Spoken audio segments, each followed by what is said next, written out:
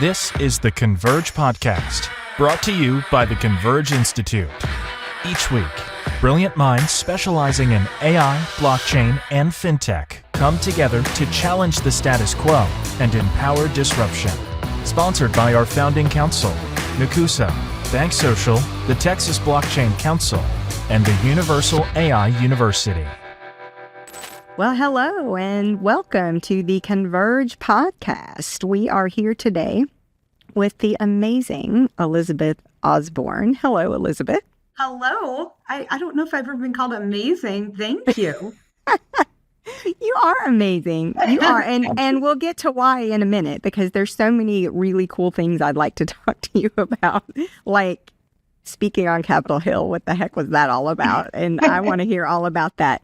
But let's talk a little bit about who you are. Of course, you are a BankSocial board member. Mm-hmm. You are currently the Chief Operating Officer at Great Lakes Credit Union in Illinois, right?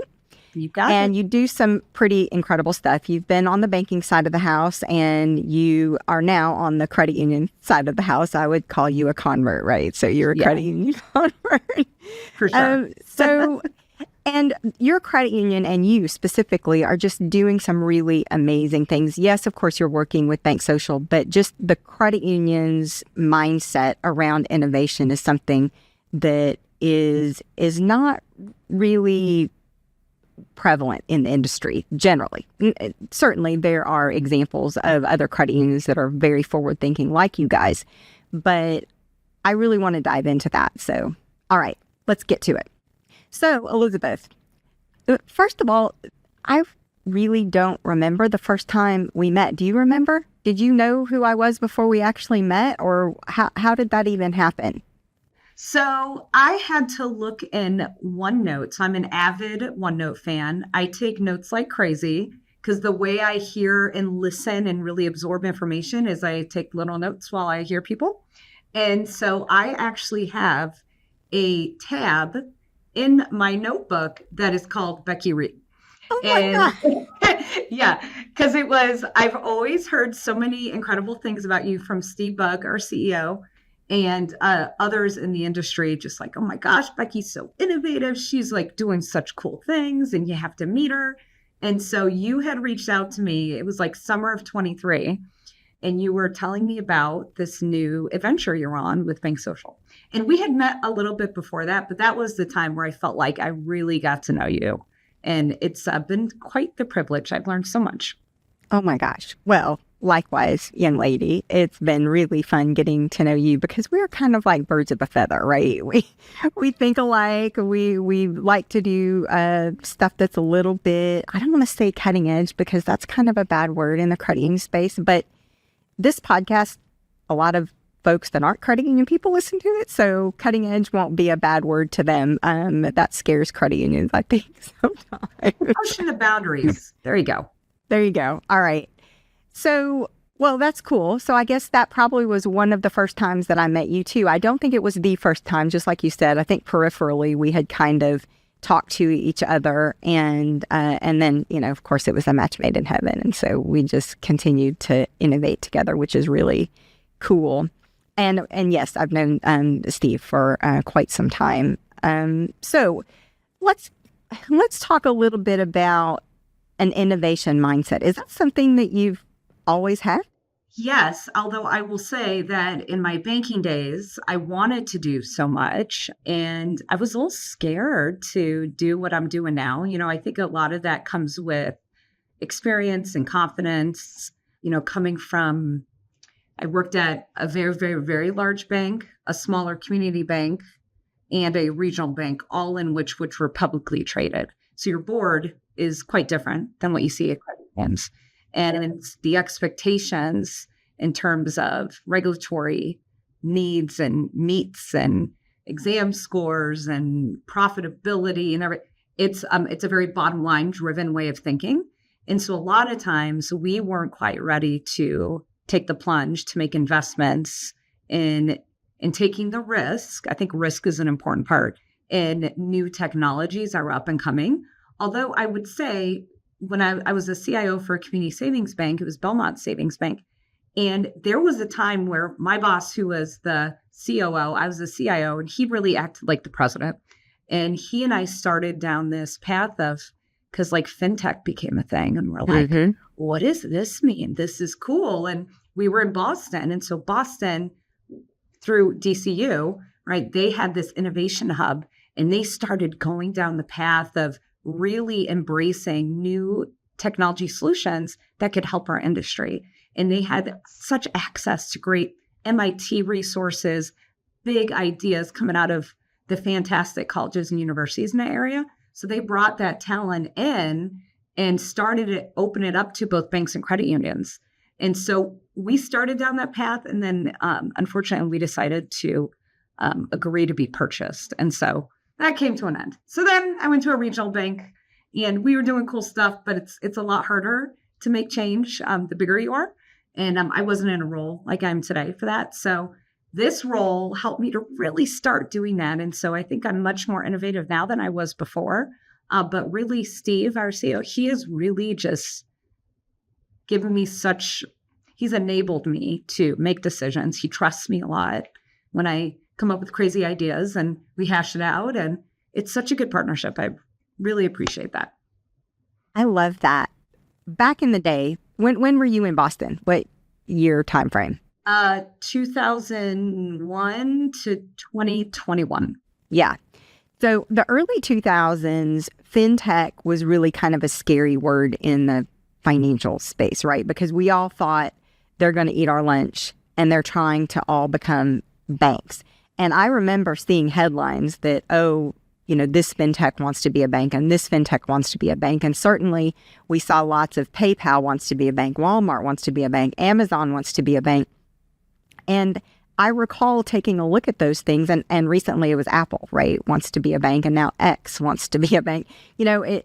Everybody wants to be one, but the reality is it is super, super hard to be a financial institution, whether it's a bank or a credit union. It's not an easy task, and it's difficult to be profitable. And I think that the idea that these fintechs were going to kind of eat our lunch, and over the time, we realized, okay, wait a minute.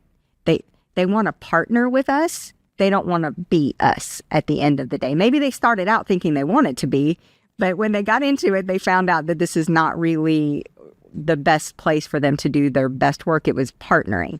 And now we have banking as a service and all kinds of things like that didn't exist then. But now that we're friends with fintechs, right? But back then, what were some of the technologies that interested you? Yeah, so we, at the time, we were very focused on trying to streamline the process for small business and medium-sized business when it came to collecting payments. So, for example, we worked closely with closing attorneys, landlords, so really owners or property owners of very significant high-rises and large buildings across the city that were just trying to find a more efficient way of really operating their business. And so anything they could do to do that. So there were some solutions we were looking at on that front, absolutely, that were pretty cool. And this is also when analytics started to really just blossom. And so we were looking at some pretty cool data consolidation, really overlays to our platform to help with that. So you were working with commercial real estate, basically, and trying to improve that process. And were there fintechs out there that were going to help with that process? There were fintechs that were just trying out some new processes, like ways to gather rental payments or condo associations, the condo fees and so forth. So we just started exploring. It's been a while, so I don't recall if any of them actually came to fruition. Actually, I think one did. One did with Leaders Bank. Leaders Bank, still out there in Boston, super innovative, doing some really cool stuff. They're really strong in the commercial real estate and business banking side of the house. And I don't recall the name of the fintech, but pretty sure they bought it and brought it in. Yeah, they're doing cool stuff. I wish I had more time doing that because there was just some really neat things happening at the time. Whenever you're evaluating a fintech, whether it's to partner with or invest in, what are some of the things that you pay attention to? Yeah. So in terms of partnering, a focus I've had, especially of more recent, is that it's just become really clear to us that we have a lot of small solutions that fit a very small niche. And we're like, that is great, but it needs to be a little bigger, right? We need something a little more comprehensive that, because one, just the oversight and the monitoring and the integration challenges that you have when you have a lot of little solutions, it's very difficult to create a cohesive, consistent member experience because that journey needs to flow super easy, right? Whatever platform you're on, whatever experience we're having. And so of late, I've been very focused on, okay, that's great, but what else do you have? Like, is it, this one component there is a need for it, but is that part of like a digital platform, right? Or have you considered working with a digital platform to kind of tie into it? Things like that, right? And then on the investment side, we look at potential competitors. So who's out there today? Of course, any type of, investments that they've had, tenure. But really, when we looked at BankSocial, we were just like, this is a game changer for the industry. Tim and I were like, it makes sense. We gotta really dig into it and make that case. But we felt in our guts that what you and John and the rest of the team are doing is going to completely upend everything from payments, like everything, right? So that made a lot of sense to us. Other investments, sometimes we make because we look at making sure we have diversification in our portfolio. And so other investments are looking at more well-tenured organization that we're going to see, say, dividend payouts quicker or whatever the case. And so just all those cases, but also it's important for us to look at where a partner, both from an investment standpoint, is also going to be one that we use. And because that is how you really build that partnership. And you have more of a help or a drive to move them forward, to then move your organization forward with them in partnership. That's one of the things that John talks about. Of course, John is our founder here at BankSocial, but we have other partners here at BankSocial that have VC experience. And John certainly has started multiple companies and has had to pitch for investment, to venture capitalists or private equity investors and so on. And it's quite a different thing with a CUSO. So a CUSO is a credit union service organization, right? When a credit union invests in a company, they become a CUSO. And one of the requirements of a CUSO is that they help other credit unions, a majority. A majority of your business, either members or institutions, are credit unions. And that, I think that's a really unique thing in the industry. But your customers are also your investors in many, many cases. And sometimes they started out being a customer and then we're like, hey, are you guys looking for investment? Or sometimes it's, hey, we want to invest in you because we want to use your products.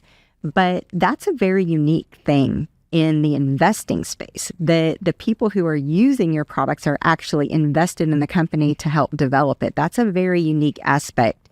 And does that happen too in the banking space, or do they just want to just buy everything wholesale? Yeah, in my experience, and it's been a while, right, since I've been in banking, but in my experience, it wasn't that way, right? If there was a solution you really liked, you would pretty much, if they were kind of newer early on, do your best to purchase it so you could own that market share. They don't banking world. We're not as keen in sharing as much information as we do in the credit union world. It's so nice, right? Because we're like willing to do that. But that's something I found, in my first year in credit unions. I was like, what the heck is a CUSO?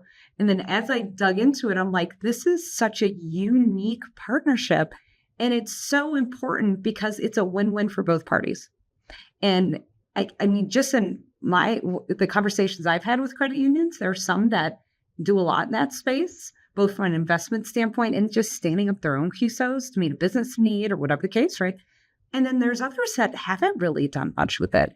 And I'm surprised. And I think that's probably a whole separate topic you and I could talk about, that like fear of AI, fear of CUSOs, fear of like the unknown, and why a lot of credit union leaders don't take the plunge, right? And maybe it's a lack of experience or just they need the right team. I don't know. So one of the things I talk a lot about is, and I speak a lot publicly at credit union events and so on, and I think there is a misconception in the credit union space that you have to have a lot of money to invest in QSO. And that's just not the case. I mean, there are some QSOs, I mean, there's so many different models, right? And you can invest for $1,000 or $5,000 or $10,000. It doesn't have to be millions and millions of dollars that a credit union is investing in. So therefore, the smaller credit union market absolutely has an opportunity to participate in the QSO space without having a big spend. And I do think that we need to do a better job in the industry of making sure that all credit unions know that they have this opportunity to partner with and invest in QSOs. So yeah, that is a whole nother episode, but I agree with you there. Well, I'm going to kind of go into AI for a minute, because I mentioned at the beginning of the show that you actually went on Capitol Hill and you spoke about AI. So how did that whole situation come about? And I want to know about the experience. I want to hear about how you got there, what you did when you were there, who you saw, what it felt like. I mean, how cool. it was so cool. It is something I hope I would be so lucky if someday I got to do it again, because it was an experience of a lifetime. It really was. So it started actually because John Wingate recommended my name to Kyle Hotman, vice chairman, soon to be chairman of the NCUA, for a roundtable that he was holding to talk about AI with credit unions and FinTechs. And it was just kind of informal discussion at GAC. And so I attended that. And then a few months later, America's Credit Unions called me. Mm-hmm. And actually, I'm sorry, I received an email, and they were like, we received your name as a recommendation for a contact in the credit union space of someone who's using AI in their industry. And there was a subcommittee of the House Financial Services Committee. So the House Financial Services Committee, they manage all the money, right? They manage FDIC, Fed, everything, right? Very powerful committee. They developed a subcommittee focused on quite a few things. Digital assets was one, AI is another.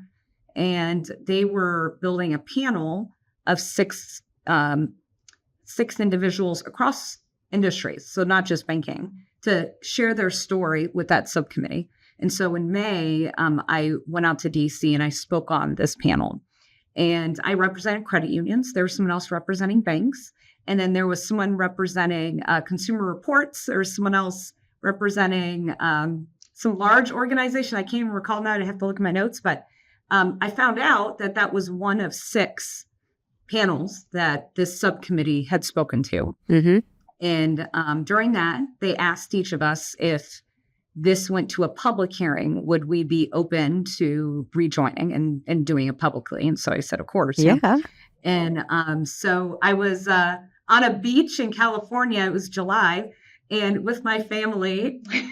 And I see Brad's calling me from America's Credit Unions, and he's like blowing up my phone. He's like, Elizabeth, Congress wants you to come. It's like a week and a half from now. Can you come? They want you to publicly testify. And I was like, oh my gosh, yes, of course. When is it? I will make it happen. So I'm like texting Steve, oh my gosh, you're all cool with this, right? And he's like, oh my gosh, yes. So I flew out. It was a Monday. I spent 5 hours at America's Credit Union's offices right in downtown DC. And they really did a great job preparing me for what if questions, because you really don't know what you're going to get asked, but we had some possibilities. And we spent a lot of time with that. And then I spent a lot of time in my hotel room doing my own thing and then just constantly talking through situations. And the next day, we went, and it was great. I got to represent not just credit unions, but also banks. So it was financial institutions. Wow. It was very cool. Yeah, I mean, there is very large organizations there too. So it was such an honor. And I've told many people this, but I was pleasantly surprised and pleased with our government that day, mm-hmm. because both sides in all cases were genuinely interested in what I had to say. They asked me questions both formally. So when you're asked, that like clock ticking and stuff, and it's a little stressful, but also afterwards and in between sessions, a lot of them came up and talked to me and were very thankful and so respectful. And, they were just real people. There's real people there doing their job that were interested in learning more about AI. And so it was like 4.5 hours, a long time. Oh my gosh.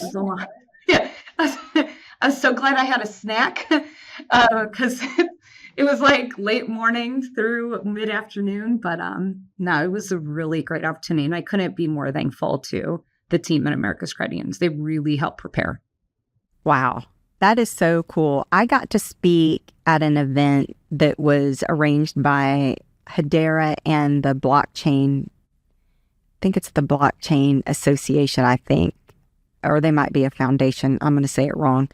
But they came together and they had kind of a lunch and learn on the Hill about digital assets and, the future of Web3 and that kind of thing. And so I got asked to come and speak there. And I was really expecting, first of all, I was expecting congresspeople or senators to be in attendance themselves. No, they send their aides. And which actually ended up kind of being cool because I was expecting to have to do a lot of education, kind of like you have to do to credit union boards. I'm not saying that our elected officials aren't well informed, but I was expecting it to be more of an educational session. Well, most of the staffers are like in their 20s. They're like Gen Z. And so the whole room was filled with staffers and they all 100% understood Web3, digital assets, AI, all of it. And so I was like, well, I'm preaching to the choir here. I don't have to really go into detail about what this thing is. They all get it. They're all nodding their heads and, doing, yeah. And I'm like, oh my gosh. So like you, it kind of gave me hope, right? All the stuff that we see on TV, maybe it's not reality. Not always. Yeah. And there's definitely like a TV presence, like when you're being interviewed kind of response versus a real conversation. Especially there's some on that committee that are much more vocal, right? When they're being interviewed. Not the case during this committee hearing. And I'm so glad you brought up the staffers because I was so impressed by them. They are so young, and they have such a great, an incredible understanding of our government, but also what is really hot and new and what's going to drive innovation and change in our industries across all industries. And they're very impressive. It's gave me a lot of hope too. It did. I think, generations, right? I went to actually a credit union presentation where this guy was doing a presentation and he really was talking about the difference in generations and, the phone constantly, being on and everybody's looking at their phone. And he was talking about enjoying the outdoors and enjoying nature and stuff like that, all of which is 100% yes, that's true. But I think that each generation kind of thinks that the younger generations or the older ones for that matter, that's not your generation are a little crazy, right? We're like, oh, that what they're doing doesn't make sense. But it gave me hope that the elected officials are being advised by these kids, frankly, that are so smart and so engaged and so into it. So yeah, I agree with you. It was, and Washington is full of the staffers, right? They're everywhere. Yeah. And most industries, we don't get access to. It's kind of like, have you ever been to a credit union young professionals conference? No, I haven't. So I went to one at CUYP. They're young professionals. I think you have to be under the age of 40. It might be under 35, but I think it's under the age of 40. I do not qualify. Yeah. Well, I wish I would have done it sooner because, certainly I've been out of that age bracket for a while. But you would never. Yeah, and they crash, right? So they crash the GAC. A group of young people come and crash the GAC, and I think America's Credit Unions, formerly CUNA, kind of sponsors a nationwide group. But going to a conference of credit union young professionals, you get that same sort of vibe, right? That energy, they get it, they're really engaged, and it as an older person, It does give you hope. You're like, okay, we're going to be all right. I mean, it's so important. I'm glad you brought that up. So our Illinois Credit Union League, so Tom Kane, they do the same thing for our conferences, our league conferences. And it really just like invigorates this next generation. It's so important to keep them engaged and interested and heard. So, because these are the future leaders, we need to continue to invest in them. And so, yeah, I had seen that at GAC, but I didn't know the whole story. So it's so good to know. Yeah. I think, too, one of the things that we do here at BankSocial is engaging the crypto community and putting them in front of credit unions and vice versa, because a lot of the crypto community are millennials and Gen Z, and they don't really understand what credit unions are all about. But once they do, it's owning your own financial institution, right? Who wouldn't want to do that? And I get very excited when I hear people have that epiphany where they go, oh my gosh, that's what a credit union is. How cool is that? Where can I join one? And we literally, Elizabeth, get people messaging us all the time saying, where is a credit union that I can join that is using BankSocial? Because I want to join that credit union.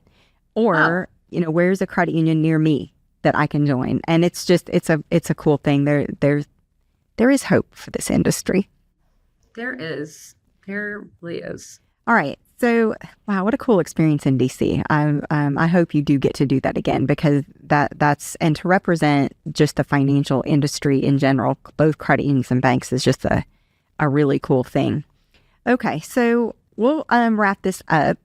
If you were, and I'm going to surprise you with this question because this wasn't on the list, so you weren't prepared for it. But if you were talking to 25-year-old, we just talked about young people. If you were able to talk to 25-year-old Elizabeth, what advice would you give her? Oh, I would tell her to be way more confident. Stop second guessing yourself, thinking you don't know what you're doing. I was at State Street when I was at 25.